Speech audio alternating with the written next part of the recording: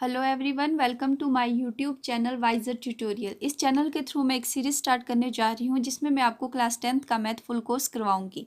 Chapter 1 है real number यानी कि वास्तविक संख्याएं। इस चैप्टर को स्टार्ट करने से पहले हम कुछ एक अपने बेसिक कॉन्सेप्ट क्लियर करेंगे। यहाँ मैंने कुछ एक नंबर्स लिखे हैं जिसके बारे में हम एक एक करके स्टडी करेंगे।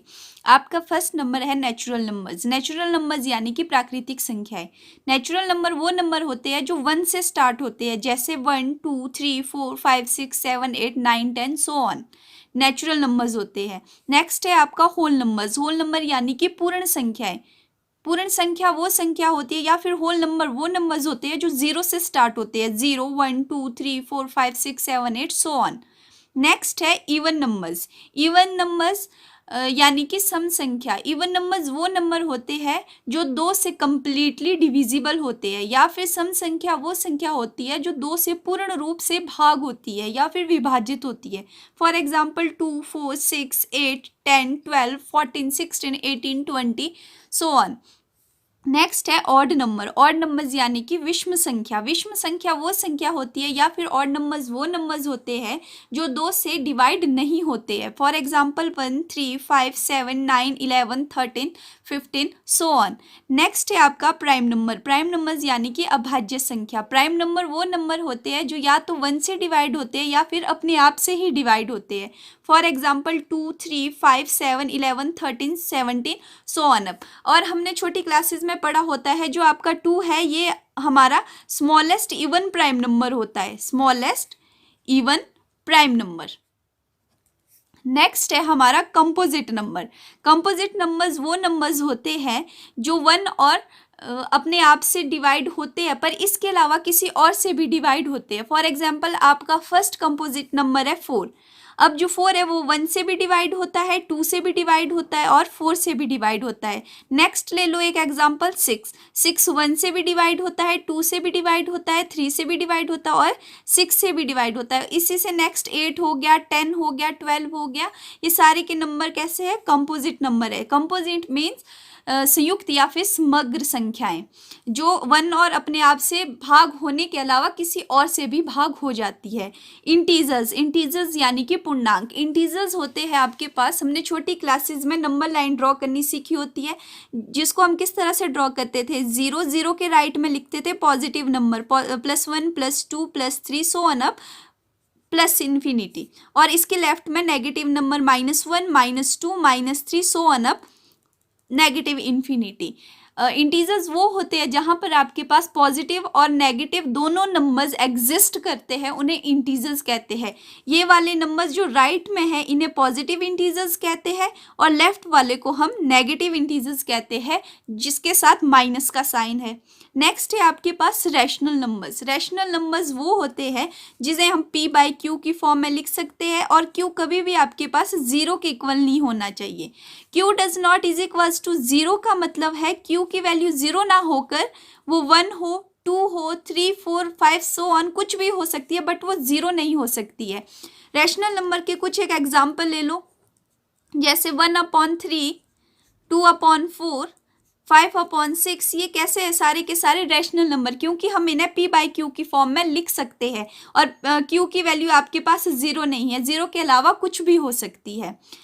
नेक्स्ट आपके पास रैशनल नंबर में ये होता है कि वो टर्मिनेट्स होने चाहिए। अब टर्मिनेट का मतलब आप कुछ एक एग्जाम्पल ले लो, मीन्स आपने एग्जाम्पल ले लिया 2/5। 2/5 का मतलब है इसको आप डिवाइड करके लिख सकते हो 0.4। 0.4 का मतलब ये है कि यहाँ पर ये कंप्लीटली डिवाइड हो गया। जब आप 2 को 5 से डिवाइड करोगे तो 0.4 आंसर आएगा और आपका रिमाइंडर 0 बच जाएगा। मीन्स इसके आगे कोई भी नंबर नहीं आएगा।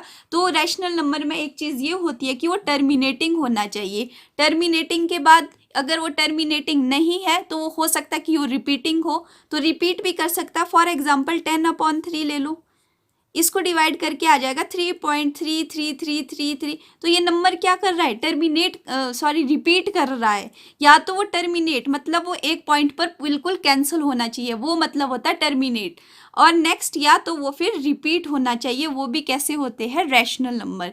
इसके अलावा इरेशनल नंबर। इरेशनल नंबर वो नंबर होते हैं जिन्हें हम p बाई क्यू की फॉर्म में नहीं लिख सकते। मीन्स आपके पास नंबर ना तो टर्मिनेट होगा और ना ही वो रिपीट होगा। इरेशनल नंबर के आपके एग्जाम्पल हो सकते हैं, फर्स्ट एग्जाम्पल पाई ले लो। इरेशनल नंबर का एग्जाम्पल है पाई, √3, √5, √7। इस तरह से जो नॉन कंप्लीट रूट होते हैं वो सारे के सारे एग्जाम्पल किसके होते हैं? इरेशनल नंबर के एग्जाम्पल होते हैं। फॉर एग्जाम्पल √4 ले लो, बहुत सिंपल सा एग्जाम्पल है √4। √4 को हम कभी भी इरेशनल नंबर नहीं बोल सकते क्योंकि इसका जो रूट है वो 2 होता है और 2 कैसा नंबर है आपके पास? रैशनल नंबर है। अब मैंने यहाँ पर बोला कि 2 रैशनल नंबर है, पर आप बोलेंगे कि अभी तो मैंने ये बोला कि रैशनल नंबर वो होते हैं जो फ्रैक्शन की फॉर्म में होते हैं। तो हमने छोटी क्लासेस में ये पढ़ा होता है कि जिसका डिनोमिनेटर कुछ नहीं है तो उसका डिनोमिनेटर क्या होता है? 1 होता है। तो ये तो p/q की फॉर्म बन गई और q आपके पास 0 नहीं है, 0 के अलावा क्या है? 1 2 3 4 कुछ भी हो सकता है। मैंने रैशनल नंबर में क्लियर करवाया, तो ये क्या है आपके पास? रैशनल नंबर है। तो ये इसीलिए बताया गया। अब आप नेचुरल नंबर देख लो, होल नंबर देख लो, इवन नंबर, ऑड नंबर, इसके अपॉन में कुछ नहीं। अगर आप इसके अपॉन में 1 1 भी लिखते हो तो ये सारे के सारे नंबर कैसे है?